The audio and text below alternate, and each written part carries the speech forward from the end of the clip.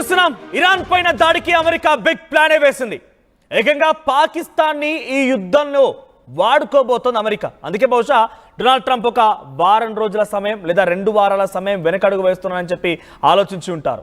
ఎందుకంటే ఇకపై డైరెక్ట్గా యుద్ధంలోకి దిగితే వీళ్ళంతా నాకు వ్యతిరేకమవుతున్నారు, ఏదేమైనా కూడా ప్రపంచ దేశాలంతా కూడా నన్ను తప్పుగా భావిస్తూ ఉన్నాయి కాబట్టి అదును చూసి సమయం చూసి కొట్టాలన్న ఆలోచనతో డొనాల్డ్ ట్రంప్ ఉంటాడు బహుశా. అందుకే ఆయన ఇప్పుడు కాస్త 2 వారాల సమయం నేను ఆగుతానని చెప్పేటువంటి మాటను చెప్పుకొచ్చాడు. ప్రస్తుతానికి ఇరాన్ ఆ తర్వాత పాకిస్తాన్ రెండు కూడా బార్డర్ దేశాలుగా ఉన్నాయి. కొన్ని సందర్భాల్లో ఈ బార్డర్ని పంచుకుంటూ ఉన్నాయి. అయితే ఈ బార్డర్ దగ్గర నుంచే ఇరాన్ని టార్గెట్ చేయాలని చూస్తోంది అమెరికా. సో ప్రస్తుతానికి ఎటువైపు నుంచి చూసైనా అమెరికా ఇరాన్ని దాడి చేయడం మాత్రం వదిలే ప్రసక్తి కనబడడం లేదు. ప్రస్తుతానికి అమెరికా పాకిస్తాన్ భూభాగంలో నుంచి ఇరాన్ ఎయిర్ బేసెస్ని టార్గెట్గా దాడి చేయాలని ఒక వ్యూహాత్మకంగా అందుకే ఆయన మాట అన్నారు కూడా. Plans and schedules are ready. Plans and schedules are ready. The final order is incomplete. The final order is not yet done అంటున్నారు ఆయన. అంటే అంతా సిద్ధమైంది, ప్లాన్లు షెడ్యూల్ మొత్తం సిద్ధమయ్యాయి, కేవలం ఆదేశాలు మాత్రం మిగిలి ఉన్నాయని చెప్పేటువంటి మాటని ఆయన చెప్పుకొచ్చారు. అయితే పాకిస్తాన్కి తూర్పున పాకిస్తాన్కి ఒక పశ్చిమాన ఇరాన్ దేశం ఉంటుంది. ప్రస్తుతానికి తూర్పు భాగం నుంచి అంటే ఈస్టర్న్ పార్ట్ ఆఫ్ తన బౌండరీ నుంచి ఇరాన్ ఇజ్రాయెల్ వైపుగా దాడులు చేస్తోంది. ఈ నేపథ్యంలోనే ఇటు వెస్టర్న్ సైడ్ ఆఫ్ పాకిస్తాన్ని ఉపయోగించి ఇరాన్ పైన చాలా తేలిగ్గా దాడి చేయొచ్చనే ఆలోచనతో అమెరికా ఉంది. అందుకే ఇరాన్ పైన దాడి నేపథ్యంలోనే ప్రైవేట్గా అటు పాకిస్తాన్ ఆర్మీ చీఫ్ అసీం మునీర్తో డొనాల్డ్ ట్రంప్ లంచ్ చేసినట్టు తెలుస్తోంది. అయితే ఆ ప్రైవేట్ లంచ్లోనే ఇదంతా చర్చకు వచ్చిందట. పాకిస్తాన్ సైన్యాన్ని, పాకిస్తాన్కి సంబంధించినటువంటి కొన్ని ప్రాంతాలని టార్గెట్ చేసుకొని ఇరాన్ పైన దాడి చేయాలన్న ఆలోచనతో డొనాల్డ్ ట్రంప్ ఉన్నారు. సో పాకిస్తాన్ దగ్గర నుంచే డొనాల్డ్ ట్రంప్ ఇరాన్ పైన దాడి చేస్తారనేటువంటి ఒక చర్చ జరుగుతుంది. ప్రస్తుతానికైతే ఆసిమ్ మునీర్తో ఈ ప్రత్యేకమైన చర్చకి ఇదే కారణంగా తెలుస్తోంది. యుద్ధంలో అమెరికాకి సాయం చేయాలని పాకిస్తాన్ కూడా అంగీకరించిందట. పాక్ ఆర్మీ చీఫ్ అమెరికా పర్యటనలో ఇదే డీల్ కుదుర్చుకున్నారట. పాక్ ఎయిర్ బేస్ల మీదుగానే ఇరాన్ పైన దాడులు చేయాలన్నటువంటి ఒక ఆలోచనతో అమెరికా ముందుకు వెళ్తోంది. సముగ్లీ, పస్నీ, గ్వాదర్ ఎయిర్ బేస్ల మీదుగానే ఈ టార్గెట్ జరగబోతోంది. సో ఇవన్నీ కూడా బలూచిస్తాన్లోనే ఉన్నాయి. బలూచిస్తాన్ ప్రాంతంలోనే ఈ 3 ఎయిర్ బేస్లు కూడా ఉన్నాయి. అయితే ఈ 3 ఎయిర్ బేస్ల నుంచే అటు ఇరాన్ పైన దాడి చేయబోతోంది అమెరికా. అరేబియా సముద్రం మీదుగా భారీగా ఫైటర్ జట్లను తరలిస్తోంది. ఇప్పటికే ప్రమాదకర యుద్ధ నౌకని గెరాల్డ్ ఆర్ ఫోర్స్ ని అక్కడికి చేర్చినట్టు తెలుస్తోంది.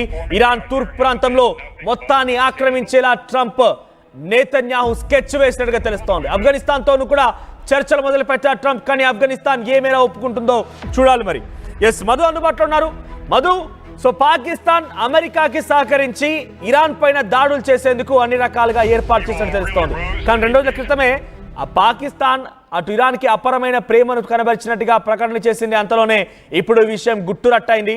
ట్రంప్ పాకిస్తాన్ ఎయిర్ బేస్ల నుంచి అటు టెహరాన్ ప్రాంతంలో తూర్పు భాగమైనటువంటి ఎక్కడైతే ప్రాంతాన్ని ఇప్పుడు ఇరాన్ స్థావరంగా మార్చుకొని ఇజ్రాయెల్పై దాడి చేస్తోంది, దాన్ని పూర్తిగా ముక్కలు చేయాలని ఆలోచన డొనాల్డ్ ట్రంప్ ఉన్నారు. కొన్ని యుద్ధ సామాగ్రిని అక్కడికి చేర్చింది, గెరాల్ లాంటి ఒక యుద్ధ నౌకను కూడా చేర్చినట్టు తెలుస్తోంది. సో ఎంత మేర ఇది సఫలీకృతం కావచ్చు? నిజంగా పాకిస్తాన్ అమెరికాకు సహకరించే అవకాశం ఉందా? ఇది కనుక అరబ్, ఇస్లామిక్, ఆఫ్రికన్ దేశాలకు కనుక తెలిస్తే పాకిస్తాన్ కూడా ఇక్కడ ముద్దాయిగా అయ్యే అవకాశం ఉంది. అప్డేట్స్ ఏంటి? 2 రోజుల నుంచి ఇవే వార్తలు వినిపిస్తూ ఉన్నాయి. ఏ ముస్లిం కంట్రీ కూడా ఇరాన్కు సహాయపడడానికి సిద్ధంగా ముందుకు రావట్లేదు అనేటువంటిది. ఇరాన్ కూడా ఇదే స్టేట్మెంట్ చేసింది.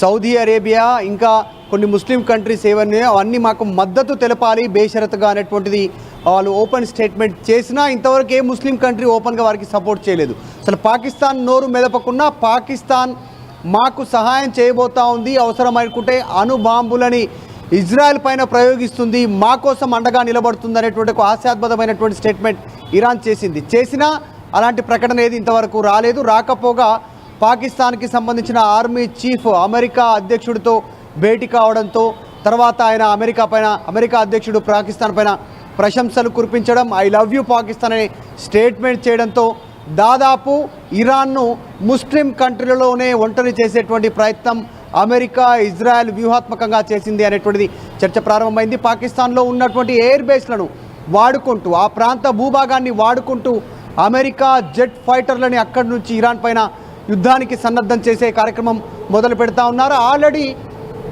పాకిస్తానే కాదు, ఆఫ్ఘనిస్తాన్తో మాట్లాడే ప్రయత్నం కూడా చేస్తున్నారు. గతంలో ఆఫ్ఘనిస్తాన్లో ఉన్నటువంటి ప్రభుత్వాన్ని కూలదోసి అక్కడున్న ఉగ్రవాదాన్ని అంతం చేస్తూ అక్కడ ప్రజాప్రభుత్వం ఏర్పాటు చేస్తామని అమెరికా ఏదైతే అక్కడ ఏర్పాట్లు చేసిందో, ఇప్పుడు అవే ఎయిర్ బేస్లను అక్కడ ఉన్నటువంటి ప్రాంతాన్ని మళ్ళీ ఒకసారి మాట్లాడి ఆ ప్రాంతాన్ని కూడా ఇరాన్ పైన యుద్ధం చేసుకోవడానికి చాలా వ్యూహాత్మకంగా ముస్లిం దేశం పైన యుద్ధం చేయడానికి మరికొన్ని ముస్లిం దేశాలని వాడుకుంటున్నటువంటి సిచ్యువేషన్ అమెరికా ప్రయత్నం చేస్తూ ఉంది. ఆ అంశానికి సంబంధించి చూస్తే సమంగ్లీ, పస్ని, గ్వాదర్ ఎయిర్ బేస్, గ్వాదర్ అనేటువంటి దాదాపు ఇప్పుడున్నటువంటి పాకిస్తాన్కి సంబంధించినటువంటి ప్రాంతంలోనే కాస్త సురక్షితంగా ఉన్నాయి. ఆ ప్రాంతాలను వాడుకుంటూ ఇరాన్ పైన దాడి చేయడానికి సిద్ధమవుతున్నట్టుగా తెలుస్తూ ఉంది. ఇప్పటికే స్టేట్మెంట్ చేశారు అమెరికా. చర్చ జరుగుతోంది ప్రపంచవ్యాప్తంగా. ఇరాన్ అధ్యక్షుడు ఎక్కడున్నా లొంగిపోవాలి అంటూ స్టేట్మెంట్ చేశారు. ఇజ్రాయెల్ కూడా ఇరాన్ అధ్యక్షుడు ఎక్కడున్నా వదిలిపెట్టము, ఆయనను అంతమొందించిన తర్వాతనే ఇది ముగుస్తుంది యుద్ధం అనేటువంటి స్టేట్మెంట్ చేశారు. సో రెండు దేశాలు అమెరికా, ఇజ్రాయెల్ ఇరాన్ అధ్యక్షుడు టార్గెట్గా దాడి చేయబోతా ఉన్నాయి. ఇరాన్ అధ్యక్షుడు ఎక్కడ దాక్కున్నాడో ఇప్పటికే పసిగట్టాయి అమెరికా నిఘా వర్గాలు. అండర్ గ్రౌండ్కి సంబంధించినటువంటి బంకర్లలో ఇరాన్ అధ్యక్షుడు దాక్కున్నట్టుగా చెబుతా ఉన్నారు. టార్గెట్ చేయడానికి సిద్ధమవుతున్నాయి. అమెరికాకి సంబంధించినటువంటి biggest ships, air cargo ships త్వరలో అక్కడికి చేరుకుంటున్నాయి. దాంతోపాటు గెరాల్డ్ R4 అనేటువంటి యుద్ధ నౌకలు కూడా హిందూ మహాసముద్రం ద్వారా అక్కడికి చేరుకుంటున్నట్టుగా తెలుస్తూ ఉంది. ఇప్పటికే అమెరికాకు హిందూ మహాసముద్రంలో చిన్న చిన్న దీవులలో ఆల్రెడీ అమెరికా సంబంధించినటువంటి యుద్ధ సామాగ్రి ఉంది. యుద్ధానికి సంబంధించినటువంటి సమాయత్తమైనటువంటి ఆర్మీ అక్కడ ఆల్రెడీ గతంలోనే చేరుకోనుంది.